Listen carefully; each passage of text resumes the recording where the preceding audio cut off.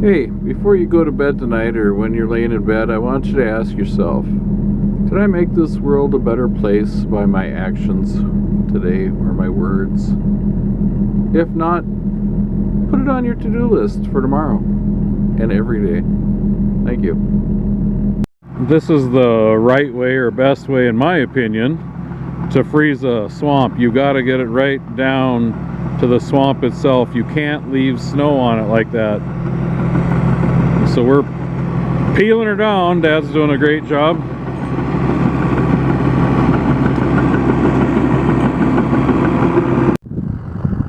I suppose you can't see this.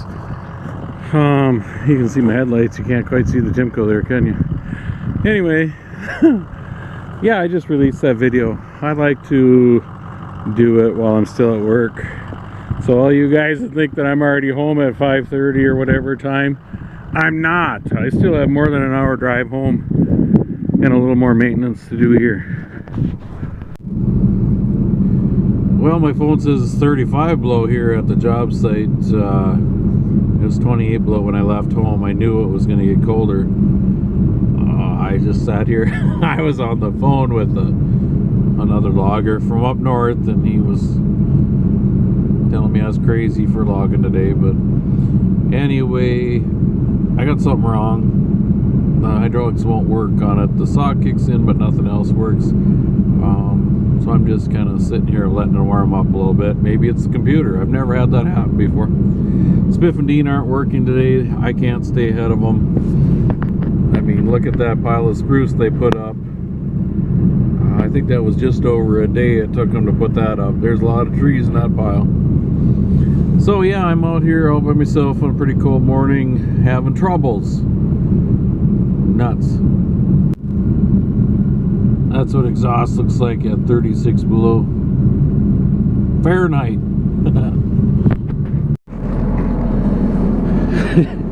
This is your fuel hose at 36 below.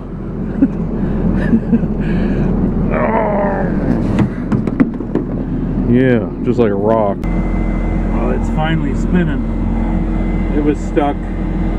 I know I've done this in a previous video, but when it's, according to my phone, 36 below, I like to do this little trick, or not trick, but example. I'm going to pour some of my drinking water, and just look at how fast it turns to ice. It's ice. Oh, melted a little bit. Maybe I got to get out in the sun where you can see it a little better. But if I just...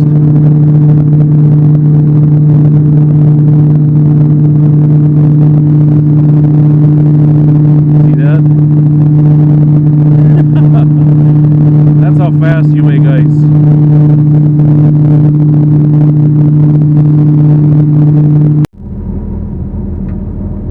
Wow, this is what I cut yesterday and today. Pretty much done with the north half of this road, and the moon's coming out. It's almost 5 here on Saturday. I'm not quite done with this side of the road. I got about one drag to go. I better cut that before I leave, just to say I did it. Well, 4:57. I just finished. 4:58. I just finished this block. That's not true. I just finished the south half. Or the north half. The south half is still there. Watch for that tree. Well, it never got above 0 today. There's my pickup. It's a diesel. Obviously it wasn't plugged in all day. It was 36 below when I shut it off this morning. And yeah, it never got above 0. It's 2 below right now, so it's warmed up considerably. But I should probably do a little cold start. Why not? See how it starts. You ever seen a skidder smile? I almost think that one's smiling at me for not starting it at 36 below this morning. You're welcome. Alright, let's do a little cold start. Let's see how long the glow plugs run. They run a little while. Yeah, like I said, not that long. Let's see. Oh, know, cranks over like $1 million. Nothing to it.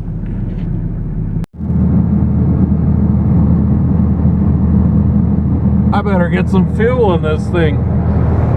It holds, this is the fuel tank down here. I don't know what it holds, 180 gallons I think. And I ran not quite 2 full days on that because I had trouble this morning. I'll burn, I don't know, 80, 90 gallons of fuel in a day, cutting in a soft swamp like that. I keep showing that pile, but I like it. Dean, you did a very nice job. You and Spiff, you guys do good work. I was going to throw some fuel in it this morning, but I showed a little clip, I believe, of how stiff that hose is. As Dean used to say, it's like wrestling an anaconda trying to get it in the fuel tank. And there's a real good chance that you're going to crack the hose when it's that cold, even though they're supposed to be made for it. So that's why I waited till this evening. I knew I was going to run it a little lower than I liked, and I got out and checked about 3 o'clock, and I still had 1/8 of a tank, so I knew I was good to make it through the day. But yeah, I don't like doing that. That would have not been good if I'd have run out of fuel out in that swamp. So I just shoved my grease, or part of my grease gun, up my tailpipe here. Trying to warm up that grease enough so it'll pump. It's pretty doggone thick. Oh, so the dilemma's smiling too that it didn't have to start this morning? Or is it smiling at the sunset? Good night, son. So I had a bully comment on my bully video, and he told me whatever, that I was weak and I should expect it, sticks and stones don't break bones and all that jazz. And he called, yeah, weak, and I don't remember what else. I'd have to look at the comment. Maybe I should just show it to you. So, you know, if you're that stupid, and I'm going to call you stupid, to comment on a video about bullies bullying me, you absolutely deserve to be exposed. You're welcome.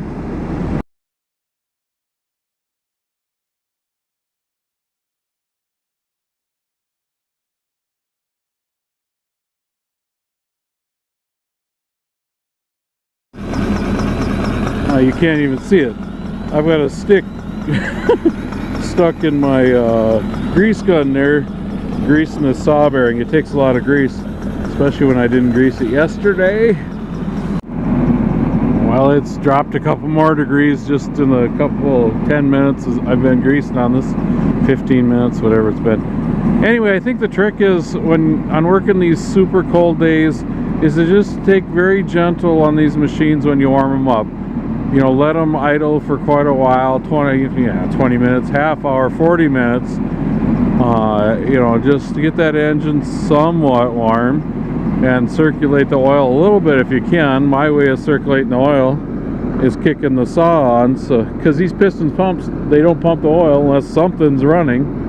So I kick the saw in so it'll pump a little oil, and then slowly work the hydraulics for a long time, you know, 20 minutes, half hour. I mean, I worked this thing for 20 minutes before I even cut my first tree. And then I continue to cut slow. Well, most of you would say I'm slow anyway. Never mind, that's a bad example. I better set my heater. Wait a minute. You don't want this. I don't want to work Sunday. Yeah, shoot, I messed that up. I'm going to set it for Monday.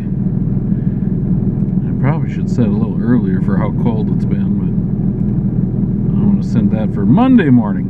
I'm taking tomorrow off. I don't care what you say, Timbco. Even though you've been a good girl today. Look how fast the hydraulic oil cooled down. I know you've been a good girl today, but I want to take tomorrow off.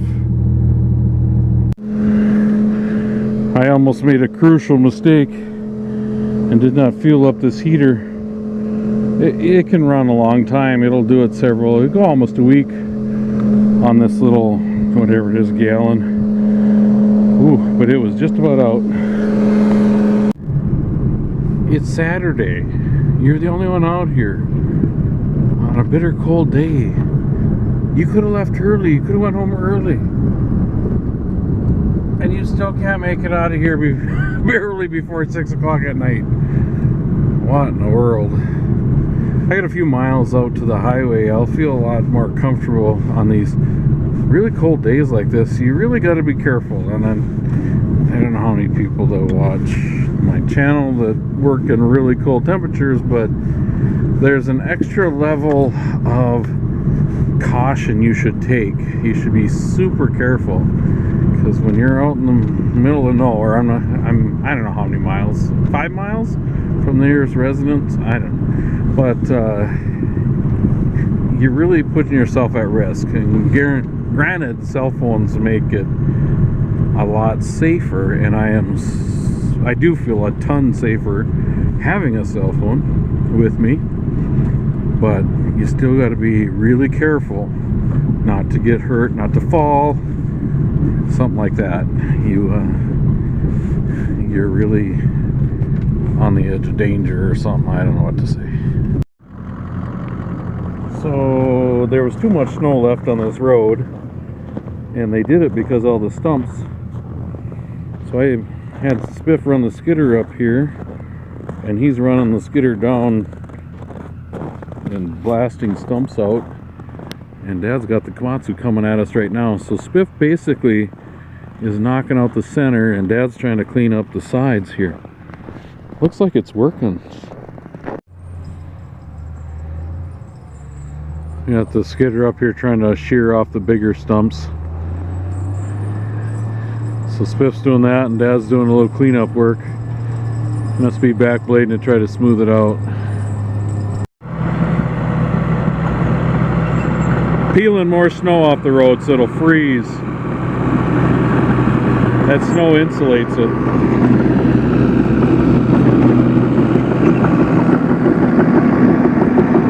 Yeah.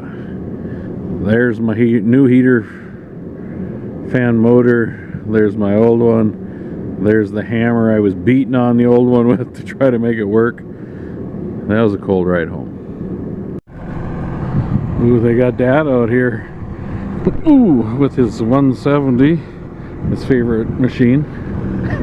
Trying to back up. They used it to put the duals on the skidder because Jeff's still down south.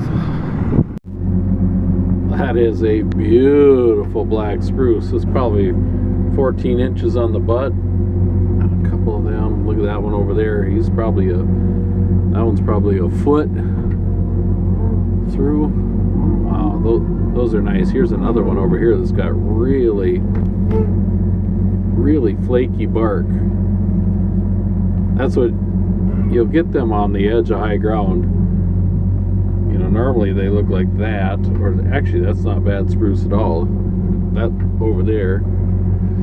But I thought I would record some beautiful spruce.